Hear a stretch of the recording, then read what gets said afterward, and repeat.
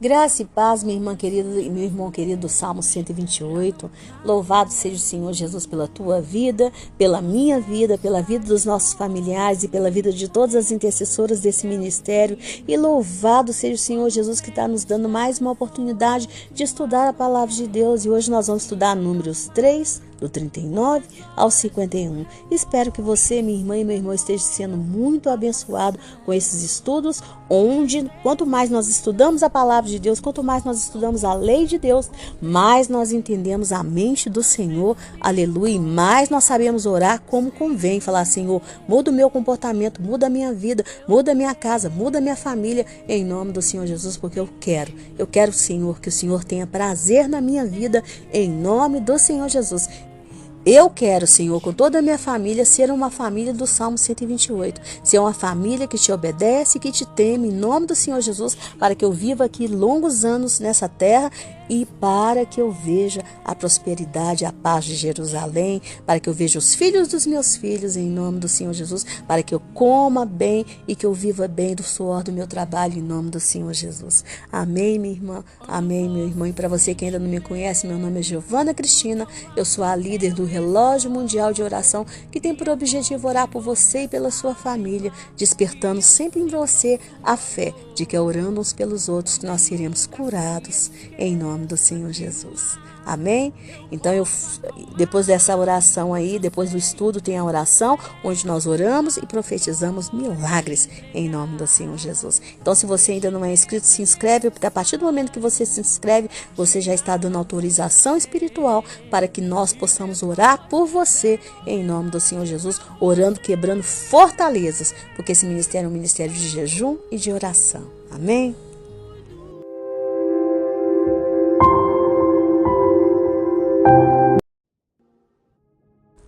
Então veja que a partir do versículo 39 começa então a contagem dos levitas. E eles foram contados por Moisés e Arão, segundo as suas famílias, a partir da idade de 1 mês para cima. E no original, a frase seria: foram contados por Moshe, que é Moisés, e Ver Arão, que pode ser entendido como se o nome de Arão estivesse em aspas. Tá? E isso significa, segundo os rabinos, que Arão não foi contado entre os levitas, entendeu? E o total dos levitas foi de 22 mil homens. Mas além de contar os levitas, eles deveriam também contar o número dos primogênitos, tá? Acima de 1 mês de idade, escrevendo até o nome de cada um deles. Então os levitas seriam do Senhor juntamente com os seus animais. Mas veja que pelo versículo 45 nós temos a informação de que tinha 273 primogênitos a mais do que o número dos levitas. Então para estes, eles seriam resgatados pelos seus pais pelo valor de 5 moedas de prata. E como eles seriam resgatados por esse valor, então Moisés apurou um valor de 1.365 shekels, porque 200 vezes 5, 1.000, 70 vezes 5, 350, 3 vezes 5, 15, dando um total de 1.365 shekels. Porém, dizem os sábios que aconteceu algo ali muito difícil para Moisés. Porque como ele iria cobrar 5 shekels, né, desses primogênitos excedentes, de repente alguém chegasse perto dele e falasse: olha, eu sou primogênito, mas eu também sou levita, então eu não devo pagar. Então como que Moisés iria resolver essa questão? Então diz os rabinos o que Moisés fez para resolver essa questão. Moisés pegou 22 mil pedaços de papel, tá? E ali ele escreveu levitas. E depois ele pegou 273 pedaços de papel e escreveu 5 shekels. E ele misturou esses pedaços de papel e disse: venham e peguem os seus papéis de acordo com o sorteio. E assim quem pegava o seu papel ficava conformado com a sua sorte, tá? É o que diz o Tratado Sanhedrin do Talmud 17a. Você sabe o que é o Talmud, eu já expliquei aqui, né? Que o Talmud é o livro, né, onde se vem escrito a lei oral que foi passada de pai para filho desde os tempos da criação, juntamente com todos os comentários dos rabinos da época, tá? Então eles vinham e pegavam ali esses papéis e aí eles se conformavam de acordo com a sua sorte. Ou seja, pagavam aqueles que saíam com o papel 5 shekels, pagavam os 5 shekels sem reclamar. Então entenda que o que aconteceu aqui é que os primogênitos seriam de Deus. E o número dos primogênitos seriam 22.273 homens. Só acontece que por causa do episódio do bezerro de ouro, esses primogênitos foram trocados pelos levitas, cujo número era 22.000. Então esses 273 estavam sobrando e precisavam ser resgatados, ou seja, precisavam ser tirados fora pelos seus pais. Mas para ser resgatado, precisou-se pagar 5 shekels por eles. E esse dinheiro vinha para quem? Para o sacerdócio, tá? O sacerdote fazia a manutenção do templo ali, a manutenção do tabernáculo, entendeu? Mas veja também que se somarmos os filhos de Gerson, né, que dão 7.500, mais os filhos de Coate, 8.600, mais os filhos de Merari, nós temos 22.300 levitas. Só acontece que, segundo o Rabino Rashi, estes levitas eram primogênitos, então eles não precisaram ser resgatados. Aí eles entraram, né? Eles não entraram na contabilidade, ficando só 22.000 levitas, tá bom? Mas qual é a sabedoria para nós hoje? Bem, nós já estudamos aqui que todo o serviço sagrado do tabernáculo foi entregue à tribo de Levi. Porém, veja que antes esse serviço estava destinado para quem? Estava destinado para os primogênitos. Porém, os primogênitos pecaram contra o Senhor, adorando o bezerro de ouro. No entanto, a tribo de Levi se manteve fiel ao Senhor. Então, o que nós podemos aprender com tudo isso é que o Senhor, ele tinha um plano muito bem estabelecido para todos os primogênitos de Israel. Plano esse que ele deixou bem explícito lá em Êxodo 13:15. Enquanto o Senhor matava todos os primogênitos dos egípcios, ele separava para ele os primogênitos de Israel. Entendeu? Mas eles não seriam oferecidos ao Senhor em sacrifício. Eles seriam separados para um serviço santo. Só acontece que o comportamento de infidelidade dos primogênitos obrigou o Senhor a mudar de estratégia. O Senhor tinha um plano, mas mudou. E quem foi que fez o Senhor mudar essa estratégia? Foi o próprio comportamento dos primogênitos. Então entenda que é pelo estudo da palavra que nós podemos conhecer Deus. É pela maneira como Deus se relaciona com Israel e pela maneira como Jesus se relaciona com eles e com todos que eram da nação de Israel é que nós podemos sim conhecer a Deus. Tem pessoas que às vezes dizem assim, quem explica Deus? Quem pode explicar a Deus? Podemos explicar a Deus sim. Podemos entender a mente de Deus, sim, a mente de Cristo, sim. Nós podemos tanto entender a mente de Cristo que nós temos que pedir para a gente ter a mente de Cristo. Nós temos que buscar o quê? Conhecer a palavra, observar, ter a sabedoria de observar como que Deus tratou com Israel em várias questões, para que nós possamos entender o Senhor de forma correta. E além de tudo, nós ainda temos o Espírito dele para nos guiar, para nos iluminar, para nos dizer, olha, você está pensando de forma correta. E aqui você não está pensando de forma correta. Entendeu? Então tem sim como nós entendemos o Senhor. Basta você olhar como Deus tratou com Israel em todas as questões. Como Deus tratou com aqueles homens que ele chamou, que ele escolheu em todas as questões. E você vai saber como Deus vai tratar com você. Se você fraquejar, se você falhar justamente naquelas questões. Então entenda que os planos de Deus para nós, eles são guiados de acordo com o desejo do nosso coração. O Senhor queria que os primogênitos fossem deles. Mas os primogênitos quiseram? Claro que não. E eles demonstraram isso adorando o quê? O bezerro de ouro.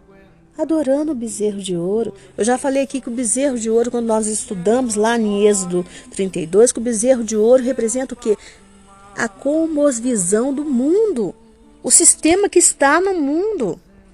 Esse sistema que quer tanto a magia, que quer tanto, né, o sobrenatural de Deus, sem a santificação do Senhor, sem realmente conhecer o Senhor, que quer tanto alcançar, né, acessar Deus, sem entrar no caminho correto, que é o quê? Jesus, que é o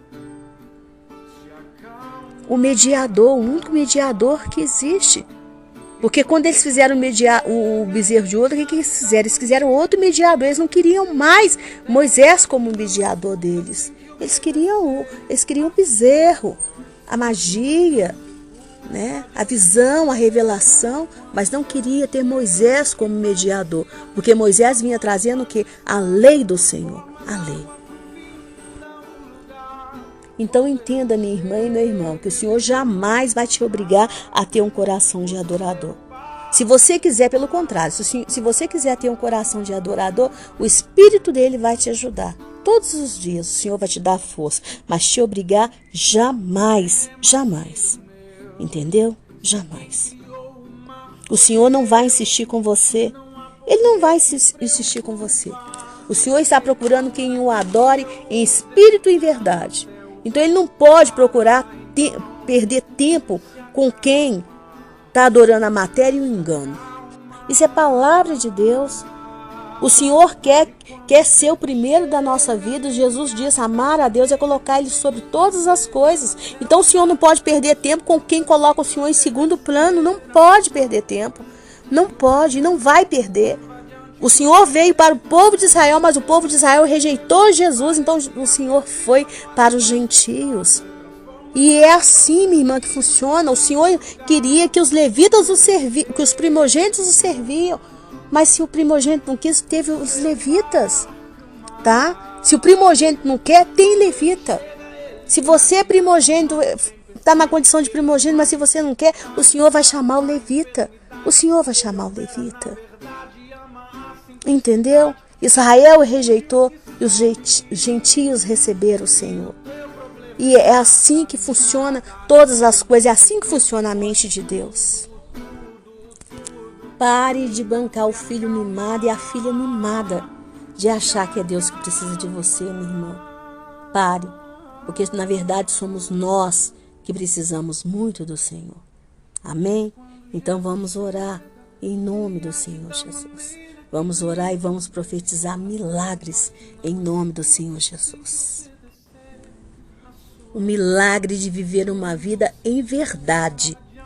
Andar em verdade. Seguir a verdade que é Cristo. Porque nós não podemos seguir a verdade que é Cristo andando em mentira. Não podemos. Temos que viver uma vida em verdade, andando em verdade.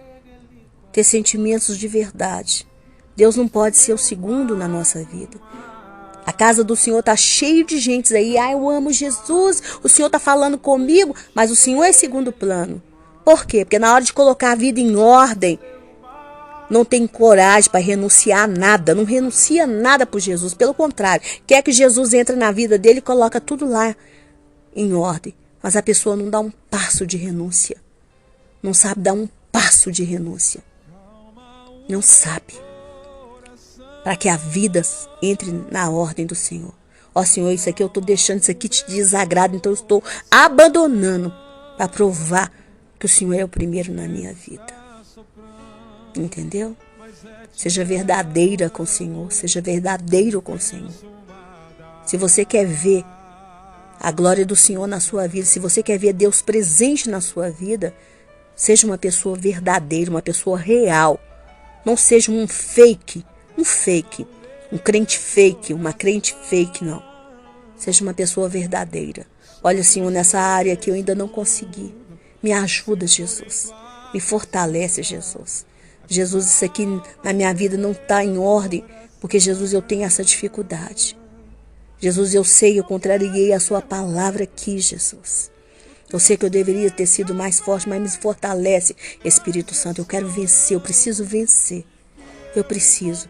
Me ajuda a tomar as atitudes agora para colocar isso aqui em ordem. Porque o nosso Deus, ele é real, ele é de verdade. Mas enquanto você for de mentira, você não vai ter esse Deus presente, essa companhia presente dele. Você vai sempre se sentir aí, ó, só. Cada vez mais só e fingindo que está sempre acompanhado. Amém? Então vamos orar em nome de Jesus. Deus querido, Deus de amor, Deus de bondade, Deus de fidelidade. Paizinho Santo, como igreja, Pai querido, eu te agradeço por tudo aquilo que eu sou, por tudo aquilo que eu tenho, por tudo aquilo que o Senhor tem nos dado, Pai, em nome do Senhor Jesus, pela oportunidade, Pai, de estudarmos a Tua palavra. Te agradeço pela vida dos meus irmãos, Pai, em nome do Senhor Jesus, porque tudo vem do Senhor, Pai. Tudo é misericórdia do Senhor sobre as nossas vidas, Pai querido. E eu te peço em nome do Senhor Jesus, Pai, que o Senhor venha nos abençoar de tal maneira, Pai, de tal maneira, que venhamos viver uma vida, Senhor, uma vida totalmente em verdade, Pai querido. Pai querido, eu te peço perdão, porque eu sei, Pai querido, que muitos estão seguindo o Deus da verdade, mas estão seguindo em mentira, Pai, em mentira, Senhor, em engano. Tende misericórdia, Pai, e faça um milagre, Senhor, na nossa vida de sermos pessoas cada vez mais verdadeiras, pessoas que temos coragem de comparecer diante do Senhor totalmente sem máscara, totalmente despidos diante da Tua santa presença, Pai querido. Jesus, o Senhor nos ensinou a, quando orar, entrar para o quarto, Pai, para que possamos ficar totalmente à vontade diante do Senhor, porque o Senhor está ali em secreto, Pai querido. Mas quantas pessoas desprezam essa verdade, Pai? Desprezam essa verdade que o Senhor está em secreto. Às vezes elas oram para que os outros escutam, às vezes elas oram de uma forma tentando encontrar as melhores palavras para que os outros admirem a sua oração, mas elas desprezam que o Senhor está no oculto, Pai, que o Senhor vê todas as coisas. E que o Senhor, quando olha para nós, o Senhor não só escuta nossas palavras, como o Senhor vê o que está no nosso coração, porque o Senhor conhece as nossas palavras antes mesmo delas saírem da nossa boca, Pai querido. Ó Deus de amor, Deus de misericórdia, eu te peço, Pai querido, que a sua verdade venha fazer parte da nossa vida, que a verdade faça parte do nosso caráter, em nome do Senhor Jesus. Que sejamos pessoas cada vez mais verdadeiras, a ponto de sabermos renunciar a tudo que é mal que está nesse mundo. Tudo aquilo que representa o bezerro de ouro, para colocar o Senhor como primeiro da nossa vida, Jesus. Como primeiro da nossa vida. Porque vai chegar um tempo, Jesus, onde que teremos que escolher entre o Senhor e entre o mundo. Entre a nossa casa e entre o Senhor, Pai querido. Entre as coisas boas que temos e entre o Senhor. E nós temos que escolher o Senhor. Porque com o Senhor está a vida eterna. Pedro, quando o Senhor disse, vocês também querem me abandonar? O Pedro te respondeu, Jesus. Para onde iremos? Só o Senhor tem palavras de vida eterna. Então o Senhor nos escolha sempre escolher a verdade, andar em verdade, falar a verdade, viver a verdade, expressar a nossa verdade, dizer sempre para o Senhor a nossa verdade e não jamais esconder, Pai querido, para que sejamos libertos, para que sejamos curados, para que sejamos salvos, para que possamos um dia estar ao teu lado e alcançar a vida eterna e ouvir o entra bendito de meu Pai. Porque aqueles que são falsos, aqueles que são mentirosos, que são enganadores, como aqueles fariseus eram, eles vão ouvir, apartai-vos de mim, malditos. O Senhor vai dizer que não os conhece. Então tenha misericórdia das nossas vidas, Pai querido. Por isso que eu profetizo o milagre da verdade. Em nome do Senhor Jesus. Amém e amém. Amém, minha irmã. Amém, meu irmão. Chegar na presença do Senhor Jesus e ganhar aquele abraço gostoso dele seja a tua maior ambição, mas que até lá você colabore com Deus para que toda a tua casa seja transformada na família do Salmo 128. Um beijo, fica com Deus e eu volto amanhã, se o Senhor assim permitir. E não deixe de acompanhar às 22 horas a oração com a nossa irmã querida Maristela Miranda.